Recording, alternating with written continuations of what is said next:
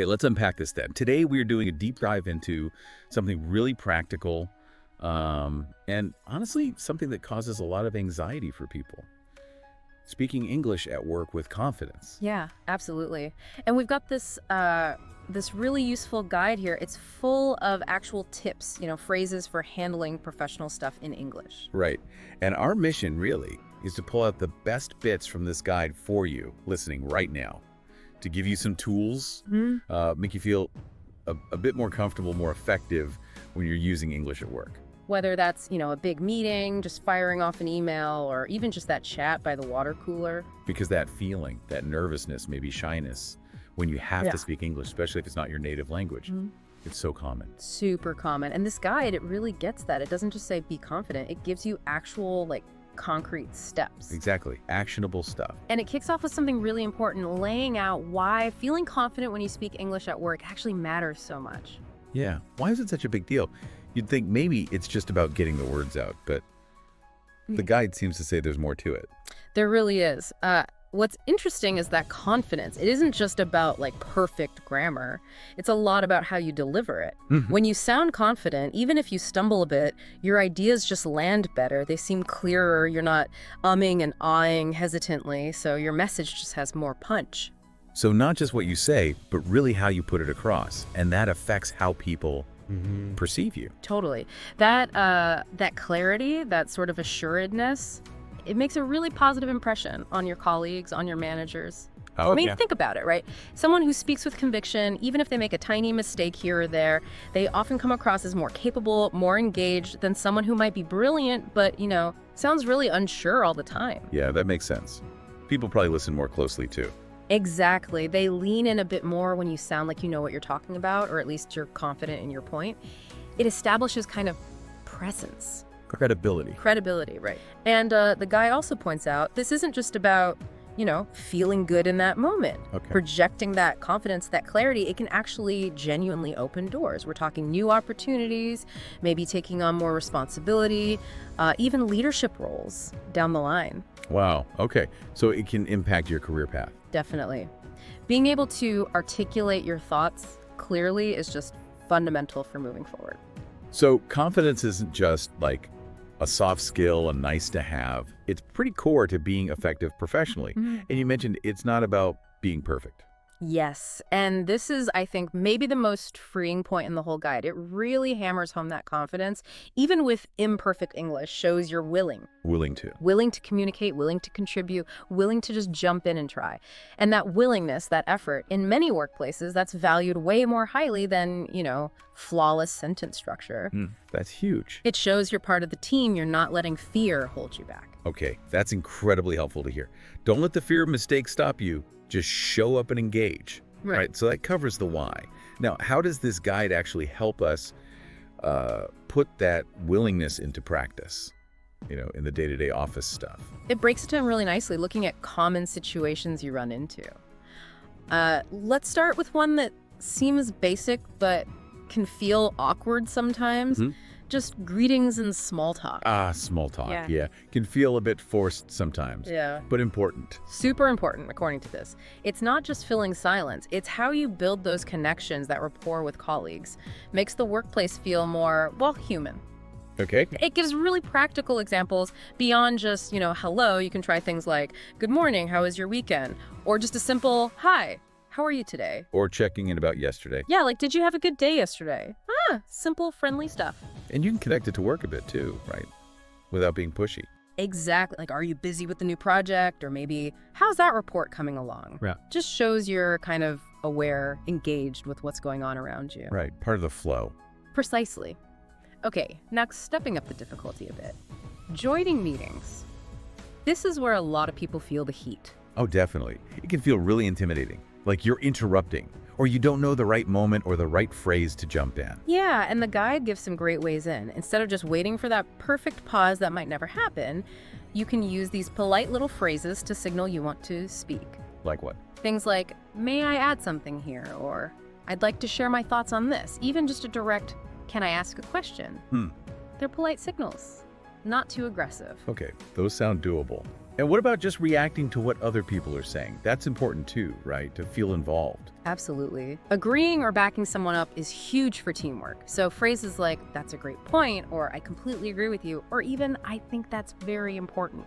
It shows you're listening, you're tracking, you're engaged. Right. You're validating their contribution too. Yeah. Okay, so you've managed to jump in, you're agreeing. Now, what about putting your own ideas out there?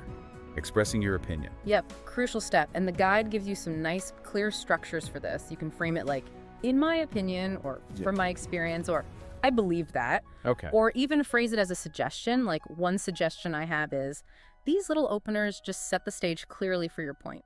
That helps structure your thought too, probably. Now, the trickier one, what if you don't quite agree? Disagreement can feel really awkward, especially across cultures or if you're worried about your English. Totally. And the guide really emphasizes being polite and respectful here.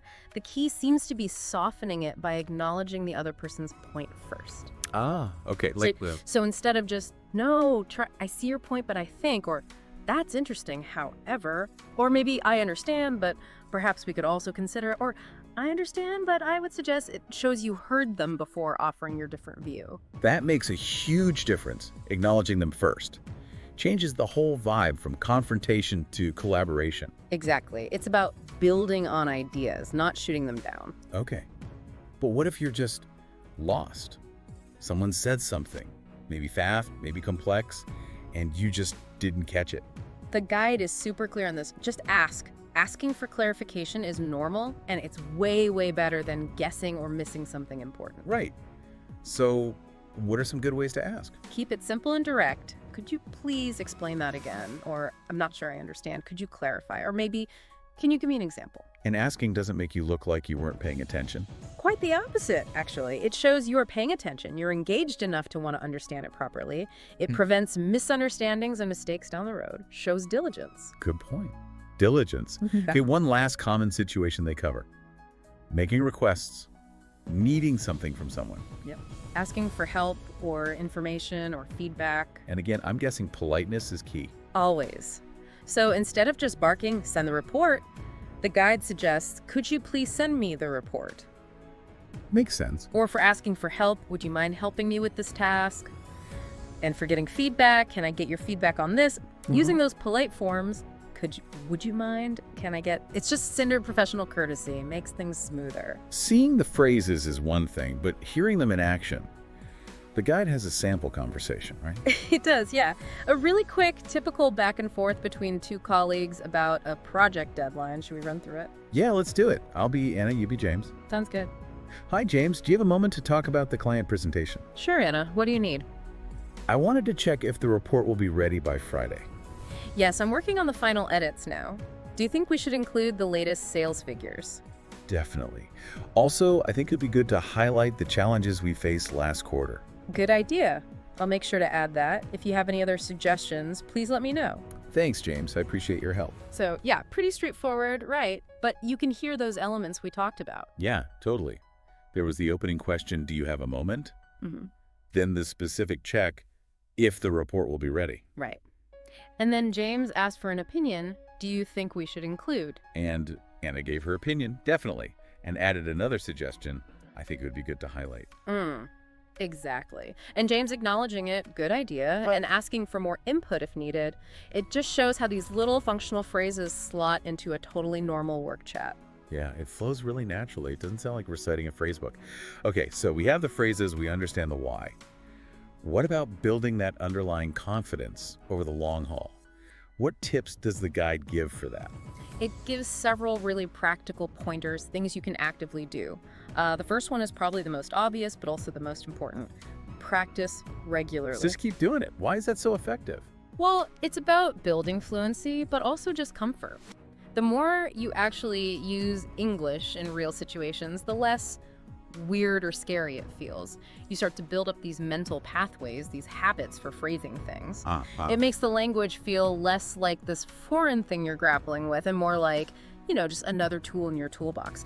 So talk to colleagues, friends, heck, even practice saying sentences out loud when you're alone. Repetition really helps. Like building muscle memory, but for speaking. Exactly that. Okay, second tip, prepare for meetings. This is a big one for reducing anxiety. How so? Well, if you know the topic beforehand, just take 5 minutes. Think about what you might want to say or maybe a question you have. You could even jot down a couple of key phrases or bullet points. So you go in feeling a bit more anchored. Precisely. It takes away some of that deer in the headlights feeling because you've got a starting point. You feel more ready to actually contribute something. That makes sense. Less fear of the unknown. Right? And then maybe the most important mindset shift, don't fear mistakes. Easier said than done for a lot of us. Why is focusing less on errors actually helpful? Shouldn't we try to be accurate? Well, yes, accuracy is good, but the goal is communication, getting your message across clearly. And the reality is, everyone makes mistakes, native speakers too. We misspeak, use the wrong word, tangle our grammar. Sure. If you get too hung up on every little error, it makes you hesitant, you clam up, you stop communicating. But if you focus on just getting your point across, even if it's not perfect, you stay in the conversation, you keep contributing. And like we said before, that willingness, that effort, often counts for more than perfection. Right. Courage over absolute correctness. Yeah. Try to communicate, don't freeze. Exactly. Okay, fourth tip. Listen and learn. Meaning. Pay attention to how native speakers or just fluent speakers around you talk at work. Notice their tone, the specific words they use for certain tasks or projects, common idioms or expressions. And then consciously try to weave some of those into your own speech. It's like learning the local dialect of your specific workplace. Okay. So you start sounding more like part of that particular environment. Exactly. You're tuning into the local linguistic vibe. And the final tip is one maybe we don't think about enough, but it has a real impact. Use positive body language. You mean like stand up straight, make eye contact, that kind of thing? Yep. Smiling, having good posture, appropriate eye contact, keeping your arms uncrossed. These things don't just signal confidence to others, they actually create this feedback loop inside you. Oh.